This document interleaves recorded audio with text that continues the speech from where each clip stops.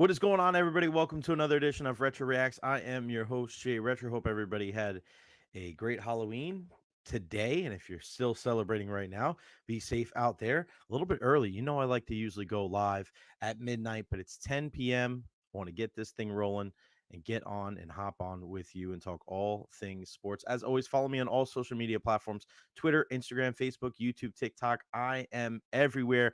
Go check me out. Say hello and like and subscribe on YouTube. Get those subscribers up, man. The higher that we can get, the bigger this brand gets, the bigger our reach gets. And yeah, appreciate everybody for tuning in. As always, I want to hear from you. Questions, comments, concerns, leave them there at the bottom of the screen. Again, share this and let's continue the convo all over the place, man. And you know, I like to cut my videos up and put them on all of my social media platforms as well.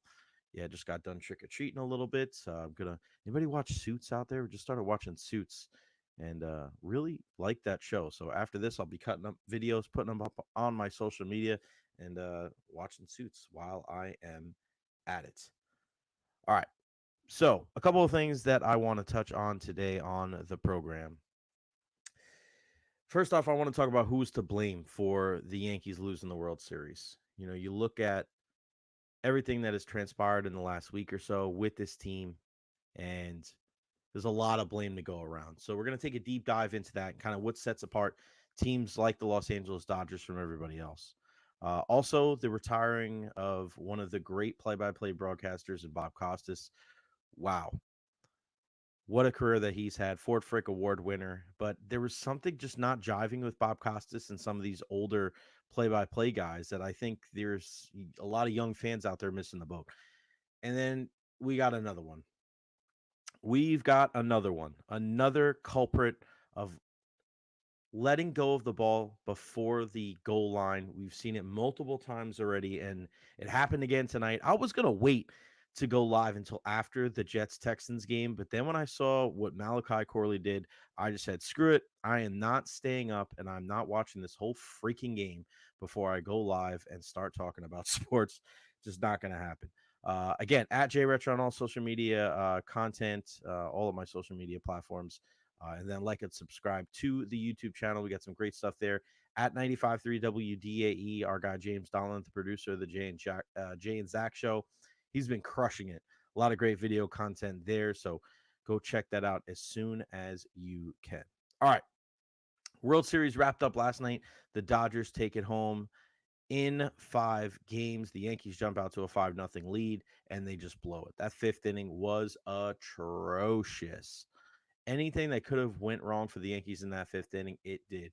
Garrett Cole was cruising right along, didn't give up any hits through 4, and then it just all came crashing down. Base hit, couple of errors, mental mistakes, and then just the LA Dodgers doing what they do, and that's capitalizing on the situation at hand. And that's what good teams do.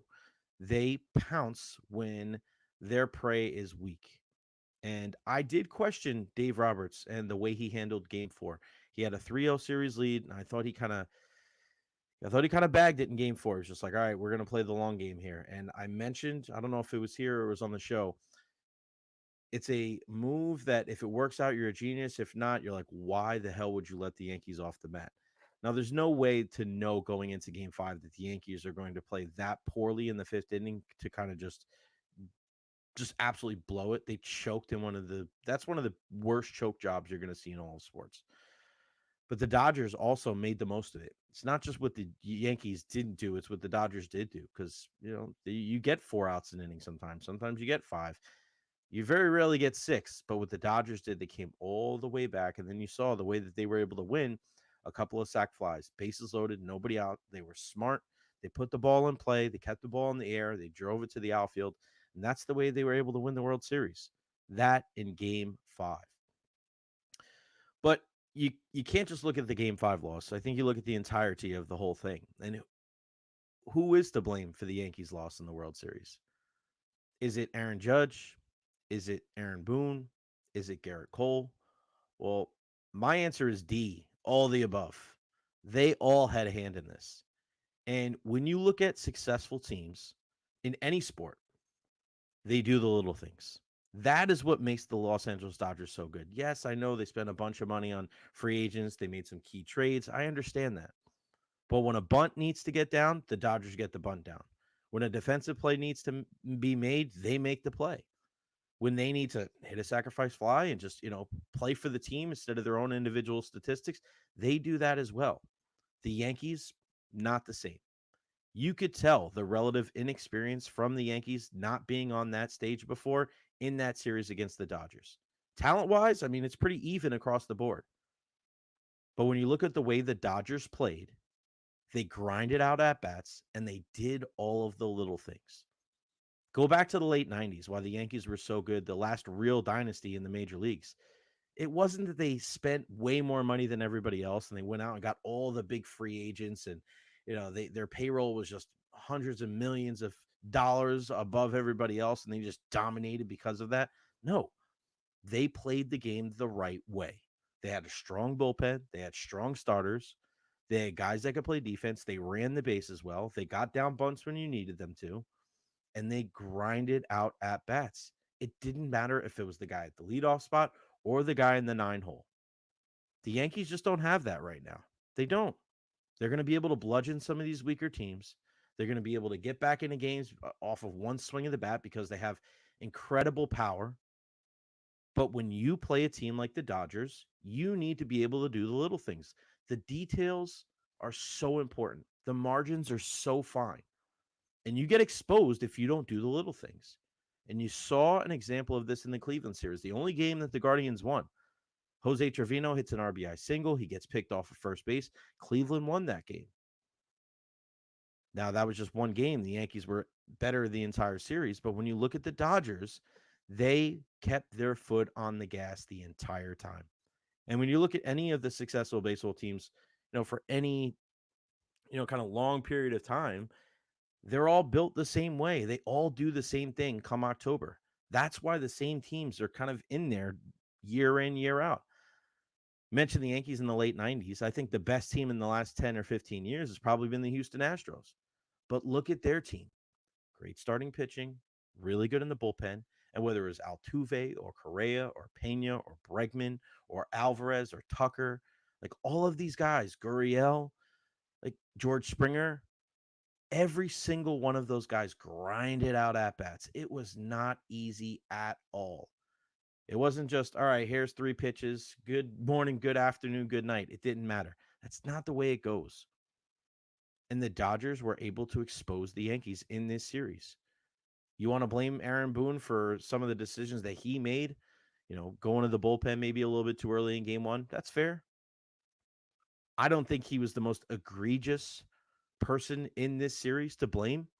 I think you look at Aaron Judge and his inability to do anything early on in this series was the death knell. Not only was he not producing, but when you can go up against a guy that is one of the best players in the game and consistently shut him down, it boosts the morale of the opposition. The Dodgers felt so good about themselves because it didn't matter. I'm not saying they took them lightly, but it didn't matter early on in that season, early on in that series, who was on the mound because they knew how to pitch to Judge and they knew he wasn't going to do anything. You go to game 5. Came up big there offensively, yes, but defensively dropping that fly ball, a lack of focus. Volpe makes the error as well. And then Garrett Cole, who pitched a hell of a game in both of the games that he pitched in the World Series, just that minor lapse in judgment. And this is different. This is where people are missing out on the entire play. People are acting like Garrett Cole was he fell asleep. It wasn't a case of him falling asleep. It was a case of miscommunication. That's where everybody's missing the boat here. Like, oh, it's standard PFP. It wasn't standard PFP to the point of he threw the pitch and then he just watched. He went over there. His instinct was to go over there. But he got about halfway and then he looked at Rizzo and it was a miscommunication. And he thought that Rizzo was going to field the ball and take it to the bag himself, and he didn't. He pulled up. Rizzo assumed that Cole was going to continue to the bag and to be able to make that play. You both have to be aware of that situation with Mookie Betts. You both have to converge on the bag and then let your communication take over. They both let their guard down and they opened the door. And when that door was opened, the Los Angeles Dodgers kicked that son of a bitch in. The rest is history. You can't win like that in the postseason. You can't half-ass it. You can't take a mental break because the teams that are going to be there year in, year out are relentless. There's a reason why Mookie Betts is an MVP, Freddie Freeman's an MVP, Shohei Otani is an MVP. They don't give in. They don't give at bats away.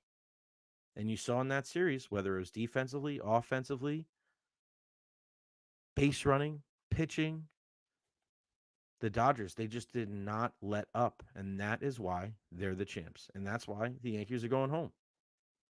It's that simple.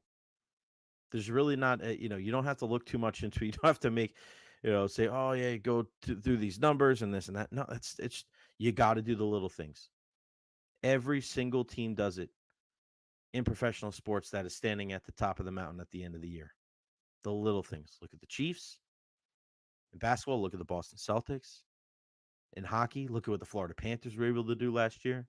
And then look at the Dodgers. The four teams that are the defending champions, they do the little things. And if you're not willing to do that, if you're not willing to sacrifice, if you're not willing to put the team above yourself, if you're not just able to stay focused on the task at hand, somebody's going to get you.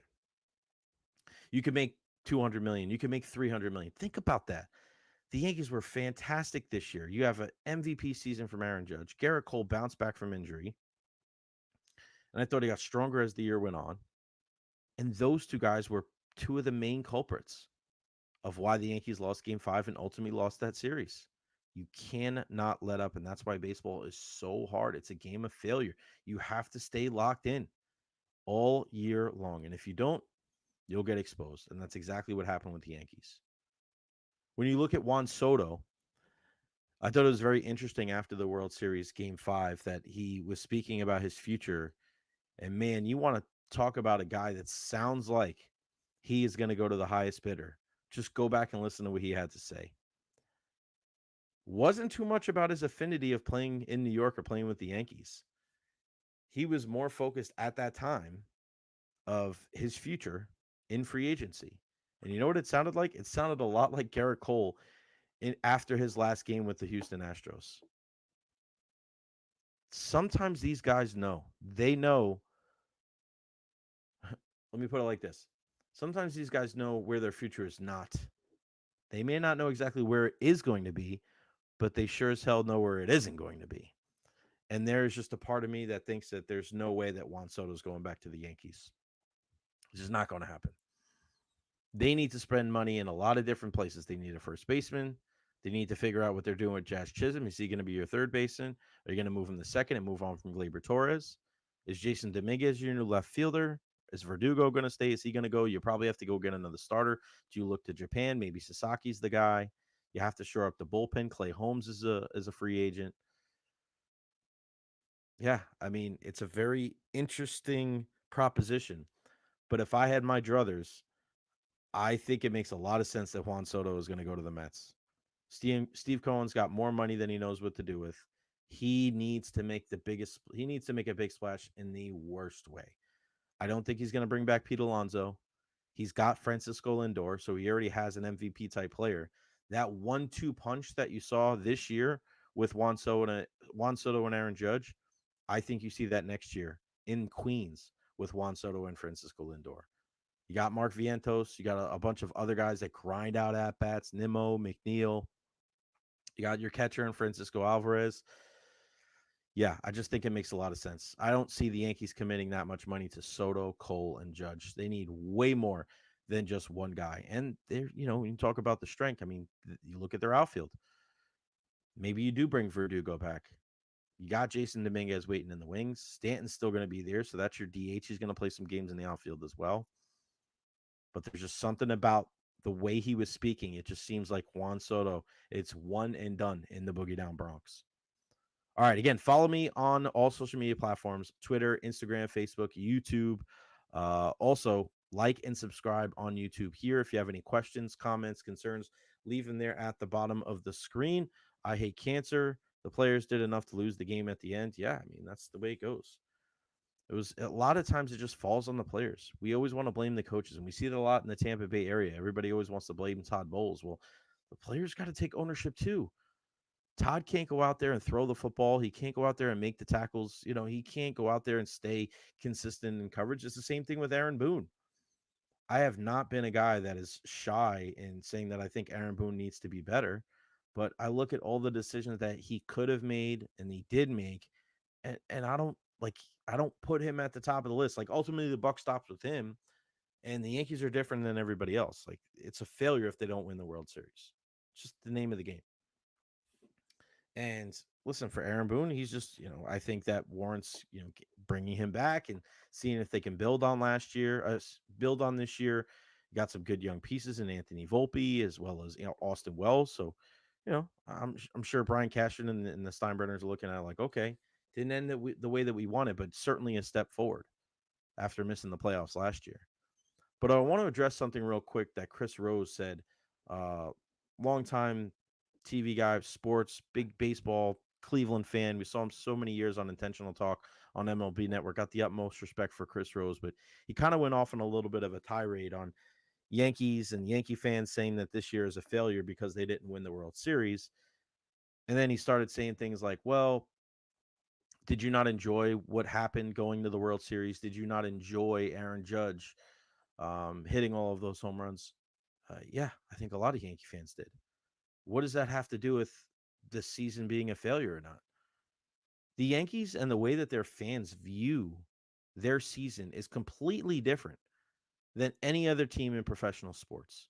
You may grow into having that mindset when you have a dynasty. You may do that, but it's different for the Yankees.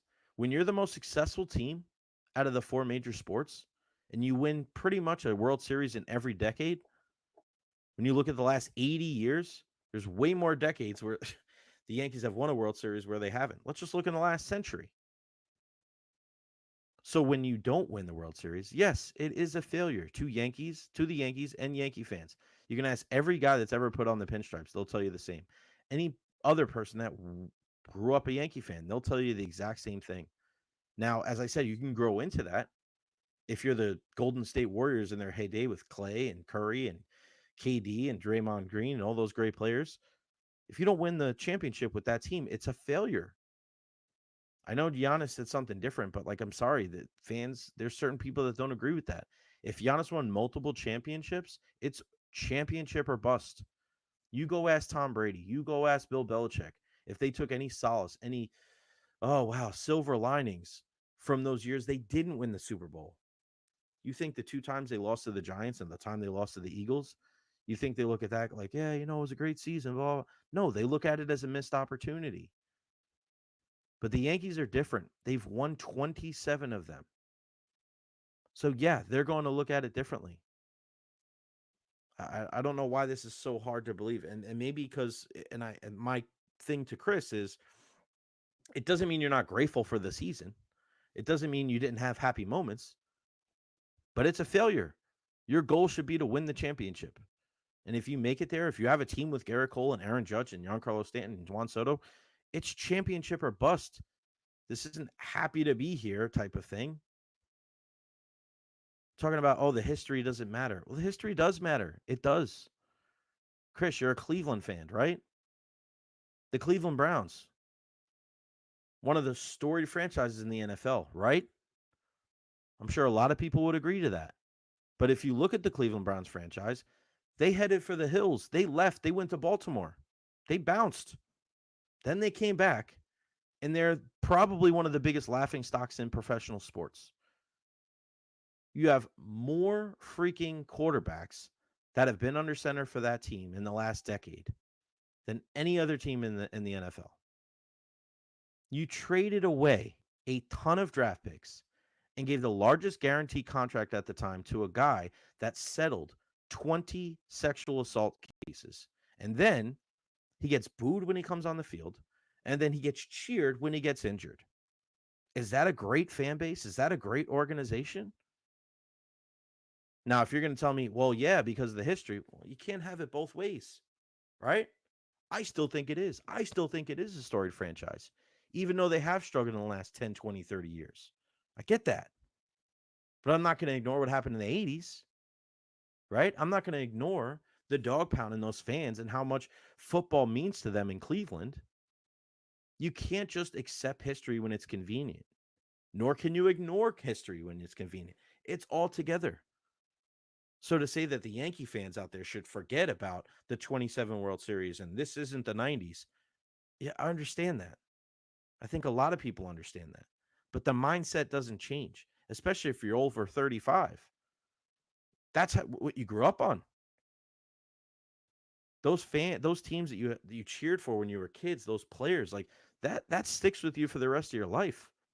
So to act like you got to change your mindset because the times change, like that's entirely unrealistic. If that's the case, why don't you cheer for better teams? I'm not just saying Chris, but everybody. We crack on people for that, don't we? We say, what the hell's wrong with people like this? We make fun of people for being bandwagon fans. All right. Be fans of teams that you grew up, right? Or where you're living at, right? Things change. Okay. Well, why do they change?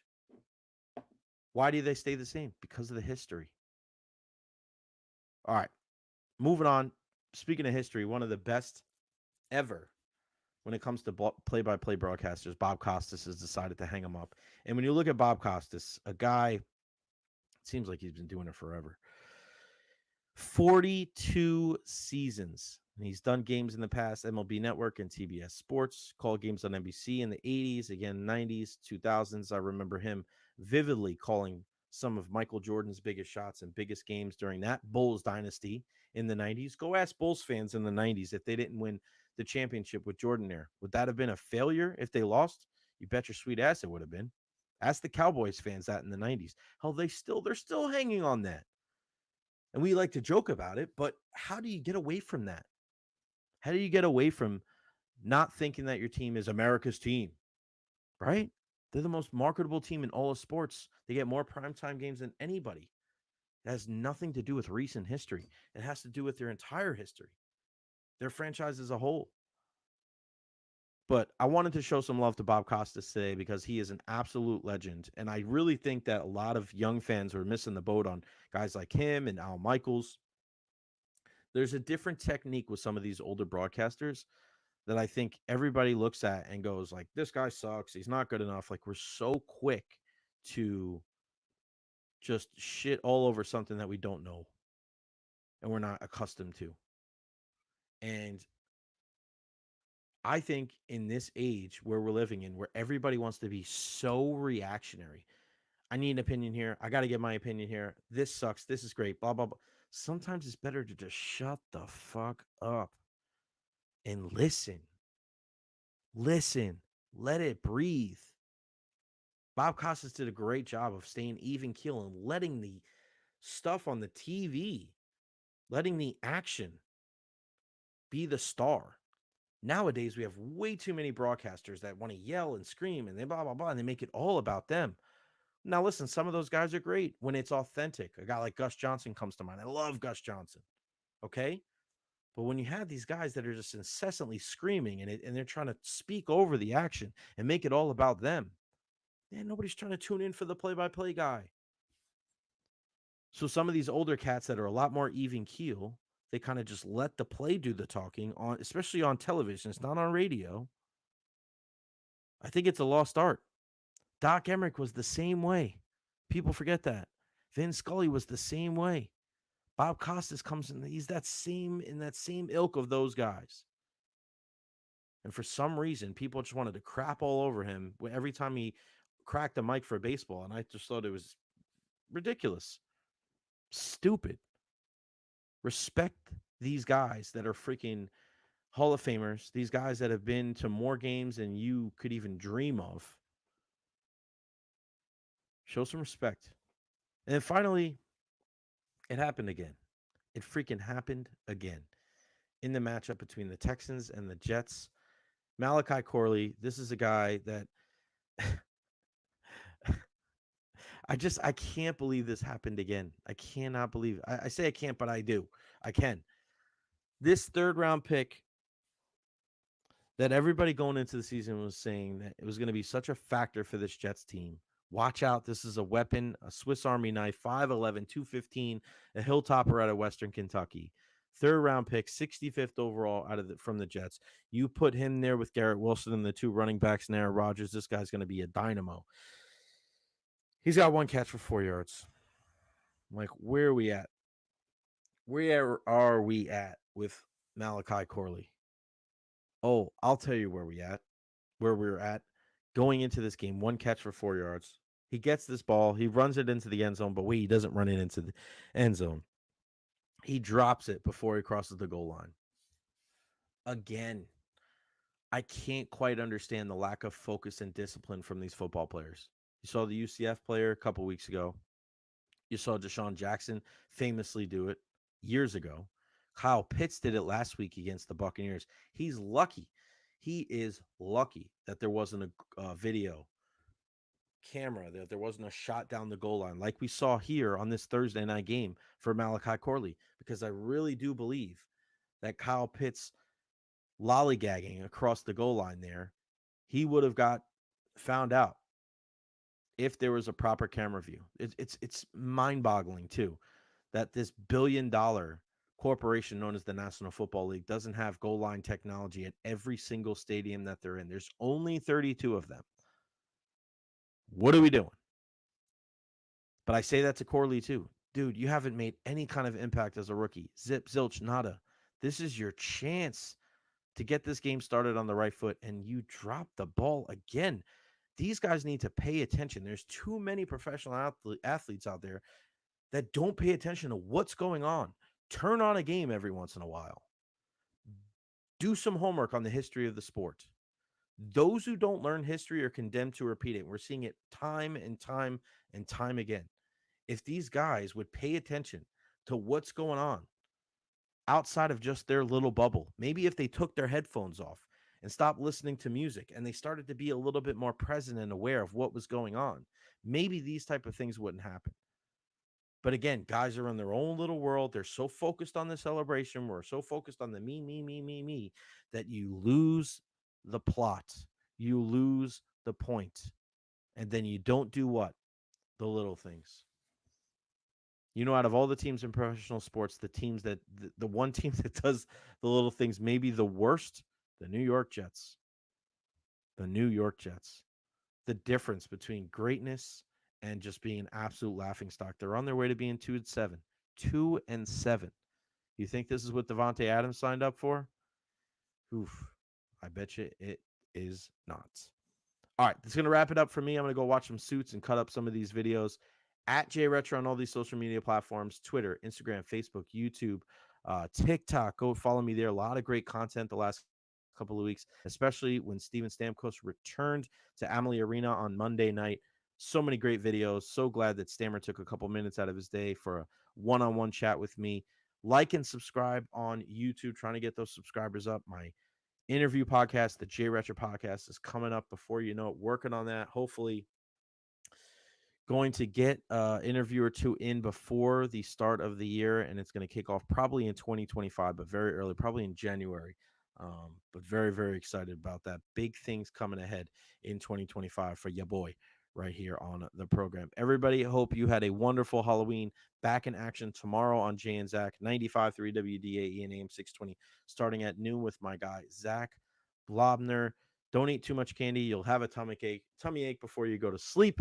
I love you all. I'll see you tomorrow night right here on Retro Reacts. Peace out.